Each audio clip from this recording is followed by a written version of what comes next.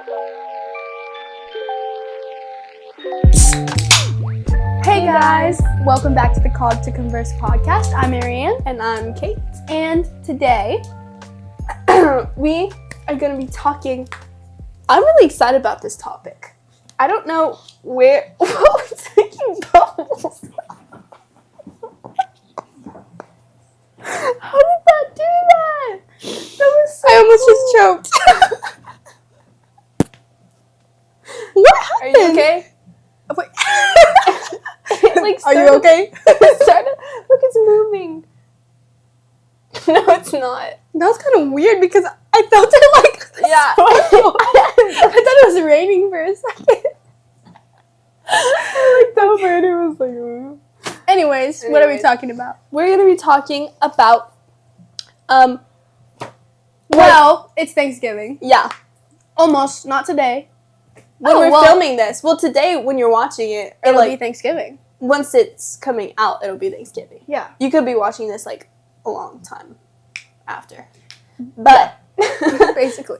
We're going to be talking about how like a bunch of stories and things in the New Testament with Jesus revolved around like food and like sharing a meal and hospitality and stuff like that. And since it's Thanksgiving, it goes hand in hand. It really does. So, yeah, but before we get into all of that, how was your week, Ariane? It has been really good, especially today was the last day before our Thanksgiving break at school, which was very fun, and I feel like I was just extra happy today because I like saw it, you know what I mean? Another thing was tryouts for soccer are happening, and I was gonna sign up, but I didn't because I just had not a revelation, but I was like, you know what? I think I should lock in on the gym and like prioritizing my diet and like meal prepping and stuff like that and just get into that like zone because like when I do sports seasons and stuff, I always get like mentally drained and then I end up being really bad in all of those. So I chose that over it, but you know, it's good. That's cool. cool. As long as we're keeping ourselves healthy, which we'll talk about. Anyways, how's your week been? My week was good. Kind of the same thing. It was kind of like, I don't know, yesterday was kind of bad, but like, why? Just because I was like really tired and like, I don't know, it was like whatever. But yeah, today was good. I took a test, but that's like about the only thing, and then I didn't really do anything. Like, we did a bunch of little Thanksgiving She did good on the things. test, by the way. Yeah, I did. Well, not that test. It was history. You took your history test? How'd it go? It was good. Did you have a good question? Yeah, we were like, it was like, we were talking about the Great Depression, and it was like, we had to write an essay about it, and we had a prompt, and mine was like, to what extent did the government cause, like, poor structure in the government cause the Great Depression rather than, like, economical structure? Interesting. You know? Mine was about Franklin D. Roosevelt and stuff like that, so, yeah. I keep getting texts. But, yeah. Oh, it's Buttercup. So, should we get into it? Let's do it. Okay, so I have, like, a little list of, like, all the different times in the New Testament. This is just a few of them. I mean, it's a lot, but it's, like, a few of them. There's, like, other stuff that talks about it. But of where it talks about, like, sharing a meal, food, hospitality, etc., etc. Well, yeah. We're talking about everything to do with it. Yeah. What's the title of our video today? What'd you say? Faith, food, and faith. No, faith and food. And food or in food? Like, in apostrophe. And. Oh, in apostrophe. Yeah. Not faith in apostrophe. Faith and food. Faith and food. Food and faith. Yeah. Oh my, I'm sorry. I keep getting texts. But yeah. Should I answer that? Maybe. Okay, she's going to continue talking. We're going to... Oh, I feel bad. Do it. Okay. I'm just going to be talking about the times in the Bible where it talked about that. So we have the feeding of the 5,000, which was in Matthew. And this is, if you don't know, where Jesus took fish, and there was 2 pieces of fish and 5 loaves. And there was like 5,000 people, and they were like, we can't eat with just this food. And he took it and multiplied it. And and then there was like an overflow of food and like too much to go around. And so that was in Matthew, and then it's also talked about elsewhere, but Matthew. And then in Mark, we have the feeding of the 4,000, which I don't think a lot of, not a lot of people. Let's flip to that so we can kind of like wait, what is so that's in Mark 8, verses 1 through 10. Oh, 1 through 10. That's like so even. Mark 8, verses 1 to 10. Okay, it says, in those days, when again a great cow had gathered, a great crowd had gathered, and they had nothing to eat, he called his disciples to him and said to them, I have compassion on the crowd because they have been with me now 3 days, and I have nothing to eat. And if I send them away hungry to their homes, they will faint on the way. And some of them have come from far away. And his disciples answered him, how can one feed these people with bread here in this desolate place? And he asked them, how many loaves do you have? They said 7. And he directed the crowd to sit them down on the ground. He took the 7 loaves, and having given thanks, he broke them and gave them to his disciples to set before the people. And they set them before the crowd. And they had a few small fish, and having blessed them, he said that these also should be set before them. And they ate, and they were satisfied. And they took the broken pieces left over, 7 baskets full. Whoa. That's another thing. 7 is everywhere in the Bible. That's why it's my favorite number. Yeah. And there were about 4,000 people. And he sent them away, and immediately he got into the boat. The moment you said that, it was 7 minutes. I'm not even joking. Whoa. That's crazy. Anyways, keep going. And he sent them away, and immediately he got into the boat with his disciples and went to the district of Dalmanutha. Guys, when she said 7, and not even joking, our timer was at said 7.0000. Anyways, keep talking. Okay. So that's the feeding of the 4,000. So a few small fish and then 7 loaves. And he fed 4,000. Mm-hmm. There's also the Last Supper, which is in Luke. And this is when Jesus was about to get crucified, and he had the Last Supper with all of his disciples and stuff. And then the wedding at Cana. Is it?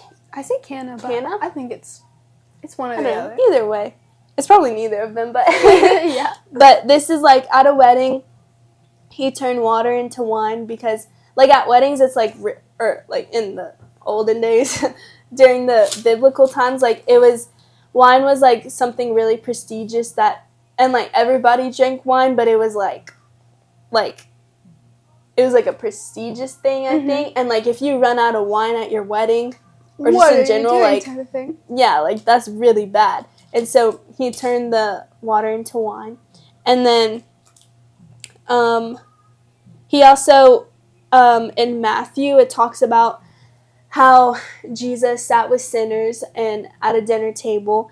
And then there's story of Zacchaeus. So Zacchaeus was this little short man, and he short statue. Yeah. Small statue. And stature. He was a short little statue. Small statue. And yeah, so Jesus was preaching in all of the towns, and Zacchaeus couldn't see him, so he went in this tree. And then Jesus, because he knew Jesus was going to walk by, and he was like, who's this Jesus guy? And so he went up into the tree, and then as Jesus was walking by, he was like, hey, you get down here. And then Jesus is so funny, bro. I was reading a verse like yesterday, and I was like, wow, Kate would find this really funny. And it was like them saying, why didn't you tell us you were Christ or something like that? And he goes, I've told you like all the time and you did not listen. Or something like that. Yeah, I thought it was so silly. In here it said like, for the Zacchaeus story, he was like, come down here, and then he was like get down from the tree. I'm gonna be eating at your house tonight. Like, I'm gonna be having dinner with you at your house tonight. I'm gonna. Like, there's no doubt about it. Hey, I would let Jesus invite himself any day. And yeah, so that's Zacchaeus, and then they ate together. They shared a meal. And then there's also this one, like, it's breakfast on the beach. And so basically it's in John, and after, let's flip to it and read it. But after, like, the disciples, they had a long day, and then Jesus was just cooking fish on the beach, like, over a fire. It's in John. I'm so comfy right now. I know. It's in John 21, verse 9 through 14. 21. So how are y'all? Hold on. Oh, have I officially lost all of my gospel? Oh, it's upside down. I was like, wait, there's none of the other gospels. My tabs, I mean, guys. It's really, we need to get, like, Nope, they're all there, actually. You can't really read anything. Verse 9 through 14. It says, when they got out on land, they saw a charcoal fire in place with fish laid on it and bread. Jesus said to them, bring some of the fish that you have just caught. So Simon Peter went aboard and hauled the net ashore full of large fish, 153 of them. And although there were so many, the net was not torn. Jesus said to them, come and have breakfast. Now none of the disciples dared to ask him, who are you? They knew it was the Lord. What? Jesus came and took I don't think that's a part of the verse. Jesus came and took the bread and gave it to them, and so with the fish. This was now the third time that Jesus was revealed to the disciples after he was raised from the dead. Oh, yeah. He, like, appears to them after. I was like, that's why I was like confused. Yeah, when you said they knew he was Lord, I was like, they're his disciples. They've been traveling with him forever. Wait, you're Jesus? Are you this Jesus guy I've been hearing about? Yeah, they've been with him like the whole time. Okay. So yeah, so those are like the little things that I have. But also, I thought it was cool because there's also different like little verses when Jesus, like, at the well with the Samaritan woman, and he says, I'm the living water. And then also, like, you hear, like, Jesus is the bread of life and, like, stuff like that. And so I think it's cool how it's all, like, related to food for some reason. So that's what we're talking about today, I guess. Yeah. So yeah. Well, I think a common theme that we see in all of this is that sounds like my Socratic seminar today. Is that there's, like, community around a table in every way. That's cool. So it's never just, none of these talked about, like, just Jesus eating by himself, but he always was with community. Which ties to hospitality, I guess. And also, like, food is so symbolic because it's something that we need to survive, and it's tied with Jesus. But also, even though it's a means for survival, it's something that we enjoy doing. Like, people enjoy eating together or eating good food and stuff. And I think in all the ways it shows we need Jesus to survive. Because, like, how would we be alive without God? I mean, we wouldn't. Second, how we enjoy, like, God is enjoyable to be around. And third, he's feeding our souls. Because without him, our souls would be starved, and that's why, like, that leads to a lot of sadness. And that's why a lot of times whenever Christians are wanting people to turn to Christ, it's not in a standpoint from judgment, but it's more about, we know what's great, and we know that you'd love it, you know, if you knew the truth. Like, we want your soul to be fed, and I think that's really symbolic in food. But, yeah, basically. I think, like, the same thing, and, like, you know that saying where people are like the Bible's talked about it's supposed to be your daily bread and not, like, birthday cake where you eat it once a year kind of thing. And so, I want to bring about another verse. And this is in 1 Corinthians verse 6. Whoa! Can you flip to 1 Corinthians? Yeah. 1 Corinthians chapter 6, verse 19 through 20. And what this says is... I'm there. This says... Oh, sorry. Or do you not know that your body is a temple of the Holy Spirit within you, whom you have from God? You are not your own, for you were bought with the price, so glorify God in your body. I think this ties to the idea of health. A lot of people, as I was talking about in the beginning, I want to focus on my diet too, because it's very healthy. And my diet right now, I'm drinking. Oh, this is a Rambler. It's healthy. It's pretty good. So basically, what am I talking about? We can use food as a way to honor God in our lives, because, we should be honoring God in every single way of our lives. And when you think about it, a lot of times we're like, oh, I can't honor God through doing this. Like, I'm just, like, washing my hands, or I'm just eating, or I'm just drinking something. And so you're like, this is just something I need to do to survive. But if you're eating, if you're eating in a way to honor God, you're eating healthier foods, more whole foods, like things that will honor your body, because it's not yours, it's God's. It belongs to God. And why wouldn't you want to give him the best that you can? What do you think about that, like health-wise and everything? Yeah, I think, separated. I also I think there's this one guy on TikTok, he you've probably seen him, but he always makes the coolest, he eats on these wooden blocks. And, that's a lot of people now. A lot of people eat on cutting boards now. No, but, he makes, because he is focused on food and, Christianity. Being a Christian... Oh, my gosh. Christian. Being a Christian influencer. And then also, mainly focused on, health, but food. I think I might know what you're talking about. And you would know him. And he, You would. And... it's always these nice looking eggs and a steak, a big fat juicy steak. I need to look this up to see if I know greens this. And all this really healthy food. And then I think he also makes smoothie, he'll have recipes and have smoothie recipes and all this stuff, and he inspires me. I want to eat like that. And so I think. So I'm listening. And so, yeah. And so I don't know what that had to do with anything, but there's that guy.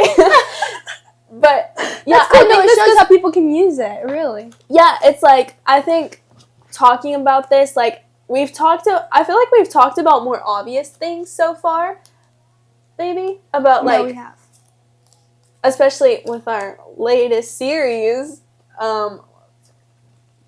Faith over flesh. Faith over flesh. Faith over flesh.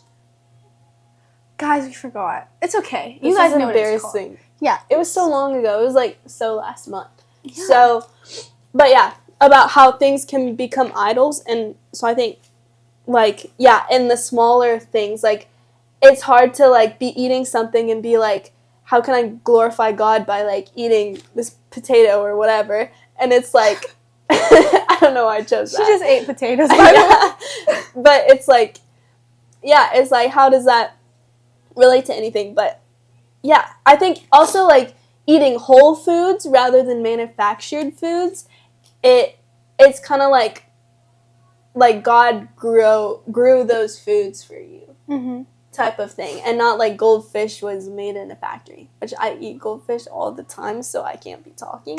But yeah, what a segue. Well, we're not segueing to anything. But I thought it was really cool because in my brain, I was in my head, I was trying to find the verse where it was God feeds the birds, so why should we worry? And then God was whatever. I had a feeling in the Old Testament to flip randomly because I need to find it, and I thought it was really cool because I got brought to the Feast of Unleavened Bread, which I also think is really cool in the Passover and everything. How food, and especially bread throughout the whole Bible, is really symbolic of the times that people were in, whenever God was breaking bread with people. And when he was giving the bread, he was like, whoever I give this bread to is the one that will betray me. And he gave it to Judas. And then in the Passover, the unleavened bread was because they were in a big rush to get out. So they couldn't wait for the bread to rise. And I just thought that was really cool how food's used a lot to represent, like, the feelings that people are having at the time. And I guess, the feelings people are having at the time. Really. Yeah. Both That's of those. really cool. Yeah. So, I kind of, food. I don't know. I kind of want to, like, flip to these and just kind of read some Let's of them. do it. Do we want to do, I think the 5,000? feeding of the 5,000 is really, like, a really... So this is in Matthew 14, verse 13 through 21. Okay, this... Wait, hold on. I'm trying to find it. Is over... Okay. So, the feeding of the 5,000. This is a lot of people's favorite story in the Bible because just whoa. Okay, imagine 5,000 people. That's a lot of people. Think about like a concert. Well, not everyone's. Think about like a lot of people. If you're in a Texas public school, imagine your whole high school. There's a lot of people. Imagine your whole high school sitting down, and basically, well, do you want to read the verse first, and we can talk about it more? 13 through 21. Alrighty, adio. So, Jesus feeds the 5,000. Now when Jesus heard this, he withdrew from there in a boat to a desolate place by himself. But when the crowds heard it, they followed him on foot from the towns. When he went ashore, I was like, what's wrong? I just saw you in my peripheral. I look scared. Yeah. When he went ashore, he saw a great crowd, and he had compassion on them, and healed their sick. Now when it was the evening, the disciples came to him and said, "This is a desolate place, and the day is now over. Send the crowds away to go to the villages." You made me lose my place. Oh, I'm sorry. Oh, sorry. It's okay. My phone is blowing up. Stop looking. Wait, what? The crowds go away into the villages and buy food for themselves. But Jesus said they need to not... Can you read it? Yeah? I was here. Sorry. Which verse were you on? You kept looking at me like I stopped. Oh my goodness. We're here. Where you at? But Jesus said, question mark? Yeah. But Jesus said, they need not go away. What is happening? You give them something to eat. They said, they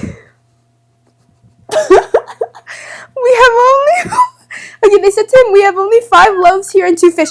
5 loaves, 2 fish. 5 loaves and 2 fish. In your Texas public school, 5,000 people, all in the same cafeteria, no A lunch and B lunch, and then the one person has a sandwich, right? And then a fish. And he said, bring them here to me. Bring them here to me. I'm sorry, guys. Yeah, I'm so sorry. That being bring them here to me. That being the 5 loaves and 2 fish. That was my words, by the way. That's that part right there.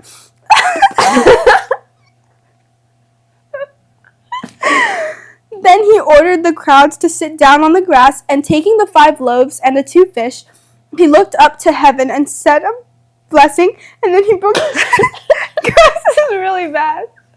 And he broke the loaves and gave them to the disciples, and the disciples gave them to the crowds. And they all ate and were satisfied. And they took up 12 baskets full of broken pieces left over. 12 baskets.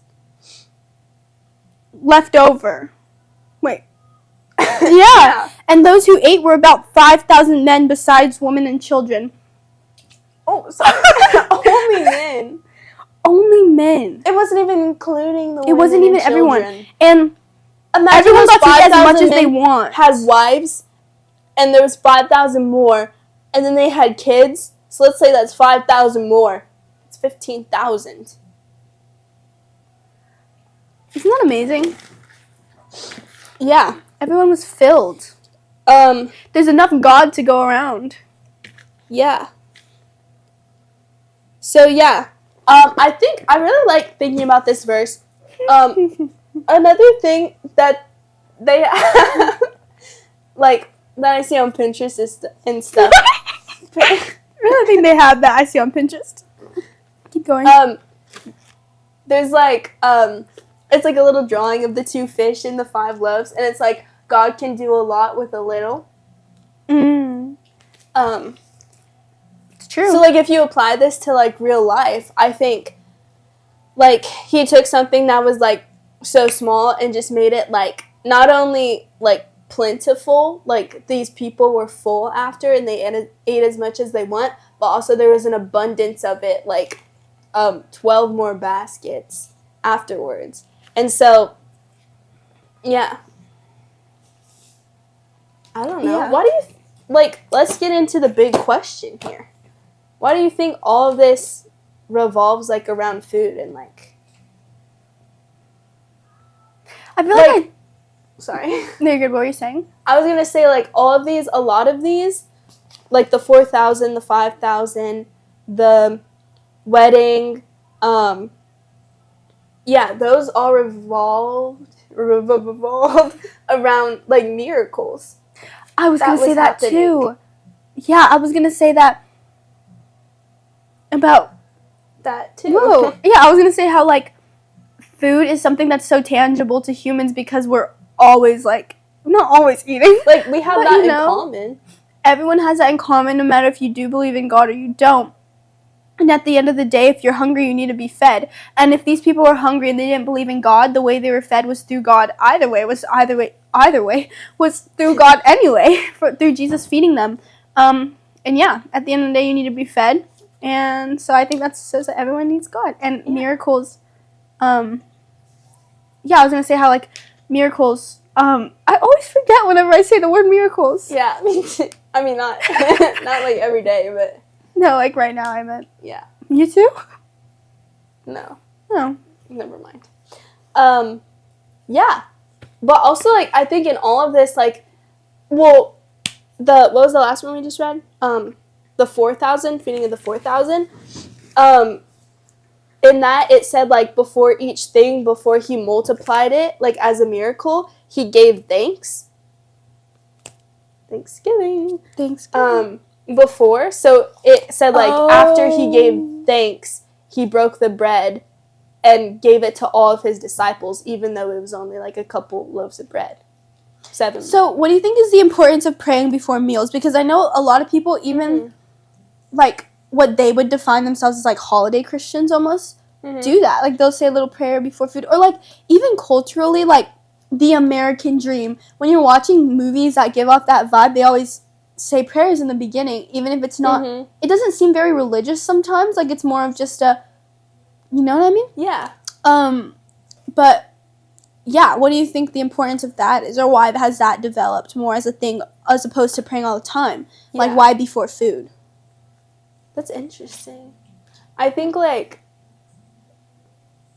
well, I just do it because, obviously, like, I'm thanking God for giving me this food because I need it to survive, but like, also I feel like the food is a reminder, like, wait, of like oh, like, not the food itself, but like every day before I sleep I pray, and like it's not the act of sleeping that I'm praying about, but it's more of I need to take this time by the end of my day, and so it's more of like a little alarm, just in case. Well, do people pray before breakfast? No, not. I mean, maybe. I think so. I mean, yeah, but hopefully, like before every time I eat.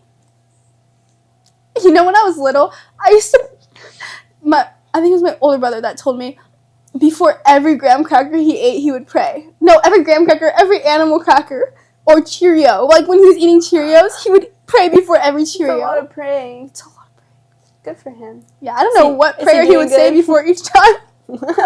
Thank you for this Cheerio. Thank you for this other Cheerio. Thank you for the I third really Cheerio. appreciate you. Anyways. Yeah, I mean, I don't know. Did I make that up? Is that in my brain? Like, I remember him What? telling me that, but maybe he didn't. Oh, I was like... I think so. This kind of tastes like it has some olive oil in it. Ew. I just thought about that. It's raspberry flavor. I like it. Not the olive oil part. I like it. I like it. Okay. Yeah. Well, I don't really know. I guess just like, yeah, just giving gratitude before each meal. Mm-hmm. Yeah. Do you think... Oh. What? Okay. Something that you can see through all of these. This one was just talking about people. The 4,000 was talking about also just the people of the town. The Last Supper was with his disciples. The wedding was like a bunch of the like people. I guess it was like priests and all of these, because it was royalty, wasn't it? At the wedding, or was it just a wedding? It was... I think it was just a wedding, from what I remember, but... Wait, let's look. Don't take my word for it. Take the God's dad- word for it. Oh. Take God's word for it. Well, actually, it doesn't matter, but either way, it was like people at this wedding. It was a bunch of different people, and then Jesus eating with sinners, and then also Zacchaeus. It was just this guy, and then breakfast on the beach with his disciples again. And all of these, he's eating like with different people, like all kinds of people. So, Which, if it's not himself that he's eating with, then he's eating with a sinner. So what does that tell you about God's characterization? Sorry. I'm stuck. English. I'm stuck inside my English seminar today. But Jesus is entirely real. And what do you have to say about that, Kate? Well, I think, yeah, like, yeah. What are we talking about? We're talking about Yeah. Oh, yeah, you did know. He ate with all kinds of people, and so, can we read? I want to read this. Jesus eating with sinners. Okay. Matthew 9. Who's gonna be there first? Me. Matthew 9, 10 through 13. I'm there. I'm there. I wasn't actually. I was one behind. Oh, this is 12. I'm there. Okay. Oh, I'm at 12. Wait, not what? Yeah. And as Jesus, I'm just kidding. 10 through 13. Go. And as Jesus reclined, you want to read it? No. No, I wasn't saying you know. I was saying do you wanna read not? it? No. Probably not. Okay. Well, probably yes. Okay. And as Jesus reclined at table in the house. At table. That's why I took a pause. It just says at table. And as Jesus reclined at table in the house, behold, many tax collectors and sinners came and were reclining with Jesus and his disciples. And when the Pharisees saw this, they said to his disciples, "Why does your teacher eat with tax collectors and sinners?" But when he heard it, he said, "Those are all well. Those who are well have no need of a physician, but those who are sick, go and learn what this means. I desire mercy, not sacrifice, for I came not to call the righteous, but sinners." There was a period there. Stop. What?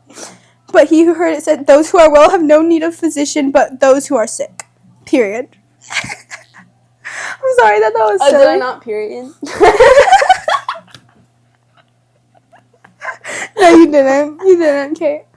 But those who are sick, go and learn. I love this verse. Me too. I Those desire who- mercy Oh, and not sorry. sacrifice. For I came not to call the righteous, but sinners. Jesus didn't come to die for the righteous people. Because Because we're all sinners. Yeah. But also he came to die for sinners. And Whoa. like That's like, jaw drop. imagine like a high school coach was called to come coach, and he went to coach, and then he was coaching all like the NBA players or something, or What is that? I don't see the correlation. I don't know. No, that was not my. That's not what I meant to say. I was thinking. I don't know what I was thinking. Sorry, it's not like that at all. I don't know what I was talking about. This analogy was not one of my strongest. I don't know what that was. You should go to Jesus for parables, not me. Okay. I love this verse. Those who are well have no need of a physician, but those who are sick. That's such a good verse. Oh, yeah.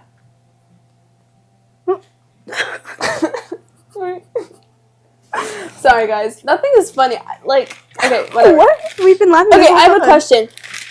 Well, for just in general to ponder about, like, you don't have to answer, Ariane, but, I mean, you can if you want. But just for, like, everyone to think about. Okay. Is there someone in your life that you're leaving out that Jesus would have invited to the table? This goes with our thing about relationships. Mm-hmm. Because, like, this is what we say. Like, yeah. Mm-hmm. This is what we say every time. Like, it all connects back to each other, guys. Like, every time, all of the different things connect. It does. It's like, and because it's like, yeah, you should. Being around a lot of fools may make you a fool. But in the same sense, if you're inviting people and showing Jesus' light to them, instead of being affected by them and indulging in what they're doing, then even better. And you, because Jesus isn't here in his tangible form on our earth right now, so we have to be that for him, I feel like, in a sense. And we're not going to be perfect like him, but we are going to try to be, because why not? Yeah. So, fasting. Oh, yeah. If you don't know, Jesus fasted in the desert. Was it the forest? I thought it was the desert. 40 days and 40 nights was the desert. So Jesus fasted for 40 days and 40 nights. And this was like, I mean, imagine. Let me look that. And he was praying throughout that whole time. Okay, and the importance... Oh. Wait, hold on. When he was in the desert, he was being tempted by Satan all 40 days and 40 nights. And... Oh, it was a desert. It was a desert. Yeah. And he... Sorry. And basically... in the wilderness. Satan was, tempting him to turn stones into bread, because he knew that he could do it, and Jesus knew that he could do it too. But Jesus was saying, like, man shall not live by bread alone, but on every word that comes out of the mouth of God. So, Jesus, like, he knew that he could do it, but Satan was like, oh, show me that you can do it. But by doing that, then he would be, like, obeying Satan in a sense. So was it the wilderness or the desert? I think they just say wilderness. Wilderness. So we don't really, it's not very clear. Out where there's not, like, people. But he was tempted in many ways, like, Jesus was brought to, he was brought on top of, you reading something? He was brought to the top of a mountain, and he was told to, like, jump because the angels would come and save him. But then Jesus was like, man shall not test God. And that was another thing that happened. And he was just tempted multiple times throughout this whole period of fasting. And this is why fasting is so important. So let's talk about this. Why is fasting so important? I guess. Well, let's turn to Matthew 6. 16 through 18. Oh, wow. Yeah, it's called fasting. And when you fast, do not look gloomy like the hypocrites, for they disfigure their faces that their fasting might be seen by others. See, what's crazy is this book was written so long ago, by the way, and it still covers like the same pettiness people are today, or like trying to be seen. Those ideas in humanity are common, and they're gonna stay common forever because the Bible's gonna connect always.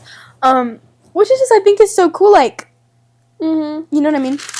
Anyways, truly I say to you, they have received their reward. But when you fast, anoint your head and wash your face, that your fasting may not be seen by others, but by your Father who is in secret. And your Father who sees in secret will reward you. So, fasting is basically, it doesn't have to be food. You can fast other stuff. And it's basically taking time away from something that may be distracting you from God. Or not even. It can be just anything, really, that you're not doing anymore in order to focus more on your relationship with God, and it clears your body and it clears your mind for your relationship with God. But food specifically is very hard to give up, of course, because it's food. You need it to survive, but, like, you can survive a couple of days without food. And fasting is just really important because it gives you clarity of mind, and you're not focused on the food, but instead on God, and He's the one feeding your soul rather than, I guess, the food. What I was saying. Are you looking at anything in specific? I was just reading this footnote, and it said, the law required only one fast a year on the Day of Atonement. Jesus assumes that his disciples will fast. Anointing and washing signify preparations to enjoy life. Yeah. Yeah. What are other things that are good to fast that might not be food? Social media is sometimes really good if you're on it a lot. And also, just small things like habits. Yeah. Yeah, things like that are meaningful to fast. Because, like, don't give up something that you you don't like to do. Like, I'm gonna give up. Yeah. I'm gonna give up not going on my computer, so I'm always gonna be on my computer. Yeah. That was not a good example. Yeah. But stuff that are actually meaningful, like, if you never play your piano, don't be like, I'm gonna fast playing my piano, because it's, like, normal. Yeah. Anyways, we're talking about food. And yeah. So fasting, what do you do while you're fasting? Like, personally for you, do you fast ever? From food, specifically? Yeah. I mean, like, I don't, like, I'll fast, like, non-officially sometimes. I mean, there's no official signed document. No, but, like, I'll just be like, I'm not gonna, like, eat, like, processed foods for this week or whatever. Just, like, out of, like, I don't know. But then also, like, what's it called? Lent. I was gonna. No, I don't do, like, some I'm people not do Catholic, Lent, some so people I don't don't. do it. Yeah, I don't do it out of, like, religion. Like, yeah, some churches do it. Like, some churches do it as, like, a time to take away a specific time set for fasting, and some people take it as, like, a reminder that maybe you should fast during that time. And it, like, represents the time before when Jesus was fasting, so. Yeah. But yeah, during that time, whenever you're giving up, things like that, what do you do? Like, I mean, what do you do when you're not eating? Never mind. Well, you're praying. What's your question? And, yeah. I mean, I guess I don't have a question then. Yeah. You just answered it. Yeah. So you guys should think about fasting. I encourage you to. Personally, for me, when I'm fasting food, I don't fast water because I feel like I'm less connected to God because my head's, like, spinning and everything. And it's really up to you what you're doing. Because, like, for me, water, if I go out without water for an hour, then, like, my head starts hurting really bad and everything. And so that's why, like, that's not most effective for me because I'm not focusing on God. I'm focusing on like, oh, my head hurts so bad. But like the hunger is enough to bear, I feel like. But even giving up stuff that do make you feel bad is good sometimes, you know? But yeah. I have a thing to close. Let's do it. Well, it's kind of just in the theme of Thanksgiving. It's not like anything special. But what's one thing that you're like truly grateful for? Like, despite the obvious, like, God, family, friends. Yeah. Just, like, a specific thing. Or, like, what's something that, like, surprised you this year that you were, like, grateful for or something? Something that I'm grateful for a lot of things. Like, not like I'm such a grateful person, but, like, there's so much stuff to be grateful about. We didn't cover gluttony at all either, too, though. Well, that's another episode. Also, on Thanksgiving, don't overindulge and eat till you vomit. That's not good for you. Yeah. And it's... Yeah. Yeah. But, whoa, for me, something... How about you say yours while I think? I was trying to think. That's why I asked you. Well, then... I don't know. The fact that I have, like, a roof over my head, a roof over my head, like, sometimes I'll be, like, driving and I'll see a homeless person and I'm like, this person isn't just somebody you see when you drive by. This person has a life. There's this feeling called Sonder where it's like, you know, where everyone is living their own separate lives. Like, in a concert, you can look at every person and pinpoint, and they each live their own lives. Wait, that's like an actual feeling? I mean, like, I feel that all the time, but, like... Me too. Imagine we're all at the summer camp. Anyways, yeah, and I think just the fact that I have a roof over my head, because those people, it's not a one-time thing where we just get to pass by and see, oh, they don't have a home. Like, they don't have a home. And that's also why I think hospitality is a really big thing in the Bible, too. But yeah, in general, it's just like, I'm happy to have a roof over my head and not have to worry when there's rain or it's cold or it's too hot. I have air conditioner. Stuff like that. Yeah. What about you? I still don't know. I don't know. Something I said at the Bible study, a Bible study meeting was like, I'm really grateful that I don't have to be worried about my future because I know that people around me can help me to get where I need to go. Like, if I'm not doing well in life or something, I'll always have a backup plan and I can always come back home. And some people don't have that luxury or as privileged as that. So I think we should help. And I don't know how all the time. But, I mean, just be supportive of other people, so. And understand people's circumstance. And be grateful. Yeah. Yeah. Thanks for watching Called to Converse, where we give you word for word. Slogan question She mark? just came up with a slogan. You know this podcast was going to be named Word for Word. No, it wasn't. But, like, it was an idea. We had some crazy names. We should do, like, a episode, like a 1 year. Aww. And, like, go we should back have a little and, like... cake. Oh, so cute. It'd be so cute. I was going to buy a turkey cake for our lunch table today. Or, not today. The other day. Yesterday. Yeah, it was really cute. It was shaped like a turkey. Anyways, thank you so much for watching. We love you so much. Thank you so much. We have still prayer forms and topic request forms in our Instagram bio.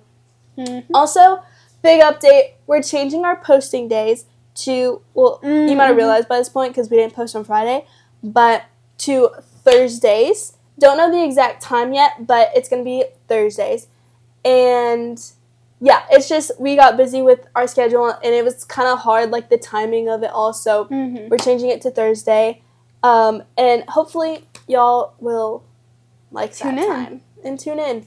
I guess if you're watching this video, you're tuning in. Yeah, and also you don't have to watch it the day it comes out. Like people can watch it the next day. So it doesn't, even if it doesn't work for you, like I mean, I'll be. But we care about y'all and we love you so much. Thank you so much for watching. We hope y'all had a great Thanksgiving if you're watching this on Thanksgiving. In the moment. This is in the background happening. But yeah, we love y'all. Bye. Bye.